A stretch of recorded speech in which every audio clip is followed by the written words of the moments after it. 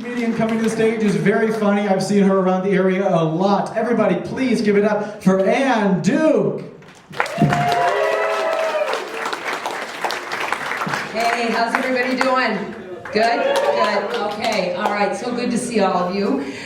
So as Bo mentioned, my name is Ann. A little bit about me. I have been married twice. Now, both of my husbands would love to be here tonight, but unfortunately, they're both dead. I know that's some shit luck, isn't it? Now, I know what you're thinking. 2 dead husbands? Really? I swear I had nothing to do with it. Or maybe I did.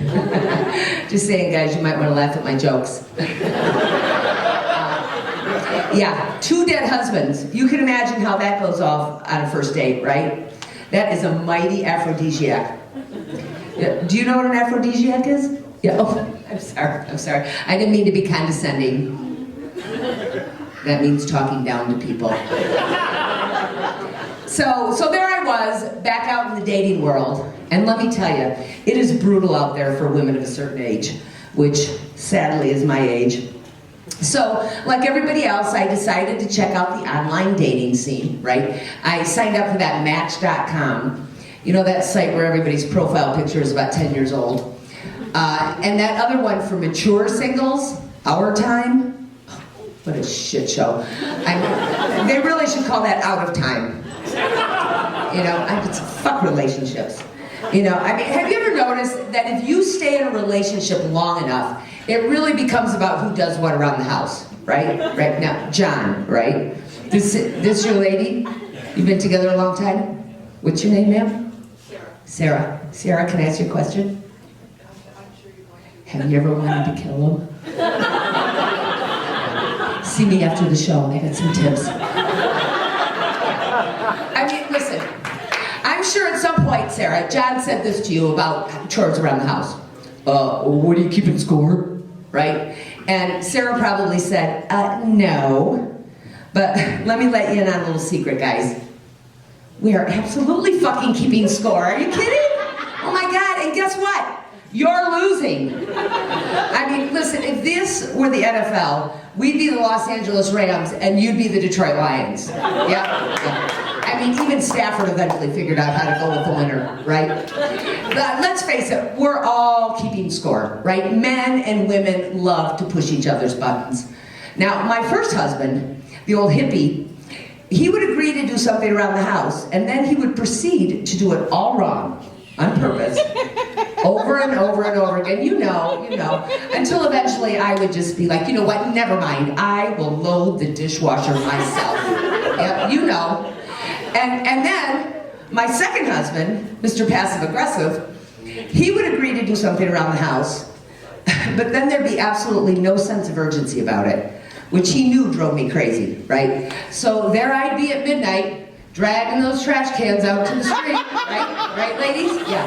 And I'd come in the house, and of course, you know what he'd say, right? Well, I was just gonna do that. Now, girls, we love to talk about how stupid men are, right? But did you notice in both of those examples who ended up doing the chore? Yeah, assholes. So, I gotta tell you what's really been cracking me up lately, and I'm hoping not to offend anyone here, but I am getting a real kick out of all these 28-year-old hipsters walking around acting like they invented pot.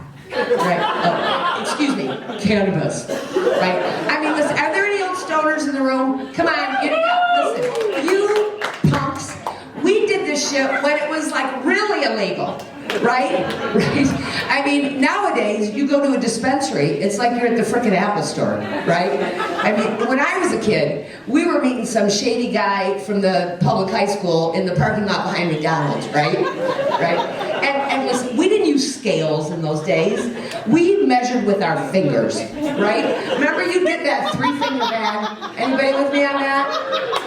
And the quality of that stuff was shit. I mean, in a typical 3-finger bag, you'd have 2 fingers of some really crappy Mexican shake, right? And that 3rd finger literally was dirt, right? You could shake that Ziploc and it was a layer of dirt at the bottom.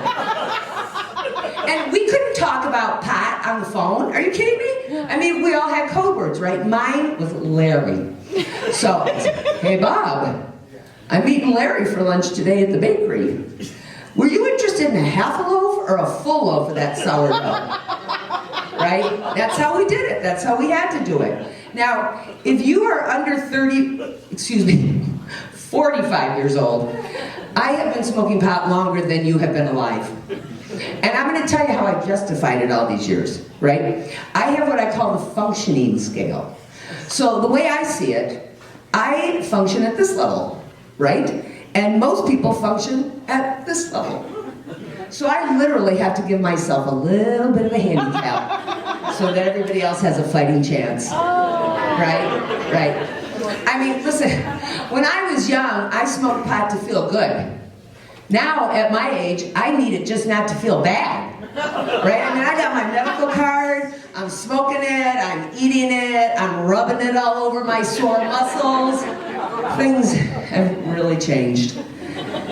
But before I go, I have to share with you folks my absolute, the worst thing, perhaps, about dating at my age. And that is having to get naked in front of somebody new for the first time. I mean, holy shit. Listen, if I had the boobs I had when I was 36, or the ass I had when I was 26, or the stomach I had when I was 16, that'd be great, right? But oh no, that Mother Nature is one cruel bitch. I mean, listen, at my age, if my boobs are sticking out further than my belly, I feel like I'm winning the battle, honestly. And do you know why this neckline stops here? Yeah, because the spank starts right there. That's right. That's my methodology, where the clothes end, the spanks begin. I mean, literally, if I took this jacket and these pants off, you would think I was going scuba diving. I swear to God. Now, there are occasions that actually call for more than one spank. And I'm going to be quick, I see I got the light. When I start dating someone, my methodology is 3 spanks on the first date, 2 spanks on the second date, so on and so forth, right? So if a guy actually makes it to the 4th date, he gets to see what I look like. Yeah. And if you think about the science behind spanks, the idea is that it's supposed to keep everything in, right? But let's face it, that fat's got to go somewhere, right? I mean, you can literally tell how many layers I have on based on how fat my face looks. Oh, God love you. Will you marry me? But I gotta tell you, my absolute favorite thing about spanks, this is at the end of the night, right, girls? When you get to take that bad boy off. Oh my God, doesn't get any better than that, does it? You know what? I got a long drive home, excuse me.